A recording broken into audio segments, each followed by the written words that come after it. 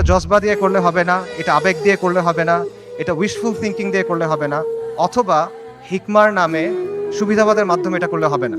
কালকে যদি বনি ইসরায়েল মসজিদ আল আকসা ধ্বংস করে দেয়, কালকে যদি তারা ওখানে থার্ড টেম্পল বানানো শুরু করে, তাদের তৃতীয় মন্দির বানানো শুরু করে, কে কি করবে বলেন? গাজায় একটা হসপিটাল আছে খান ইউনুসে একটা অ্যাম্বুলেন্স আসছে, অ্যাম্বুলেন্স থেকে একটা বাচ্চা নামছে, 10-11 বছর বয়স, ওর কাছে একটা ব্যাকপ্যাক, কিন্তু রক্ত পড়তেছে।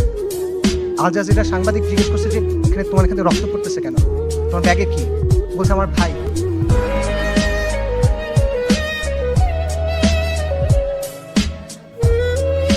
বাচ্চারা, ডাক্তাররা ব্যাগ খুলে দেখছে যে একটা 5 বছর বয়সী বাচ্চার ডেড বডি, পুরো বডি নাই, ছিন্ন বিচ্ছিন্ন।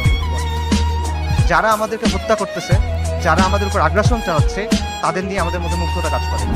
যারা পরাজিত জাতি, তারা সবসময় বিজয়ী জাতির অনুকরণ করে। ওয়ামা লাকুম লা তুকাতিলুনা ফি সাবিলিল্লাহ, তোমার কি হয়েছে, তোমাদের কি হলো, তোমরা কেন আল্লাহর রাস্তায় কিতাল করতেছো না? আল্লাহ সুবহানাহু ওয়া তাআলা বলেন ওয়াকাতিলুহুম হাত্তা লা তাকুনা ফিতনা, ওর সাথে কিতাল করো যতক্ষণ পর্যন্ত ফিতনা দূরীভূত না হয়। এটা স্পষ্ট। আল-কুদস উমর রাদিয়াল্লাহু আনহুর সময় কিভাবে ফাতা হয়েছে, আল-কুদস সালাহউদ্দিন আইয়ুবীর সময় কিভাবে ফাতা হয়েছে, এগুলোতে মানে জটিলতার কিছু নাই, স্পষ্ট উত্তর। কিন্তু এই উত্তরটা আমরা নিতে পারতেছি না। ইসরায়েলকে সবচেয়ে বেশি সামরিক সমর্থন কে দেয়? আমেরিকা। আসমান থেকে ফেরেশতা নেমে এসে আপনার জন্য জিহাদের দরজা খুলে দিবে না। আল্লাহ, আপনি আমাদের কাছ থেকে নেন, যতক্ষণ পর্যন্ত আপনি খুশি না হন আপনি আমাদের কাছ থেকে নেন, আমরা প্রস্তুত আছি।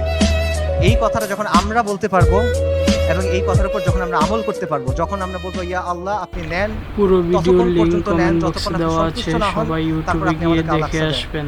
তখন ধন্যবাদ। আল-কুদস আপনি মুক্ত করতে পারবেন, রাগ পর্যন্ত পাবেন না।